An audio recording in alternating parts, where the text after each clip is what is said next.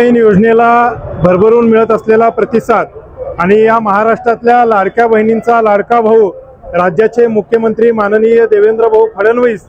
या सोलापूर शहरात येऊन लाडकी बहीण योजना बंद होणार नाही हा जो शब्द दिला आणि त्याचबरोबर या लाडक्या बहिणींना लखपती दीदी बनवा असं जे आवाहन केलं त्याचा परिणाम त्याचबरोबर या देशाचे प्रधान सेवक नरेंद्र दामोदरदास मोदी यांच्या नेतृत्वाखाली आत्मनिर्भर भारताची चालू असलेली गतिमान वाटचाल या सोलापूर शहरातल्या प्रत्येक सण उत्सवामध्ये प्रत्येक संकट काळामध्ये नागरिकांमध्ये मिसळून वागणारे आणि या सोलापूर शहराला भरभरून निधी देण्यासाठी तयार असणारे खमके पालकमंत्री सन्माननीय जयकुमार भाऊ गोरे आणि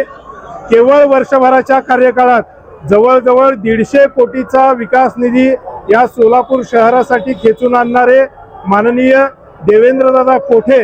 या सगळ्यांच्या कामाचा परिपाक म्हणून सोलापूर शहरामध्ये 100% भाजपा असं वातावरण निर्माण झालंय।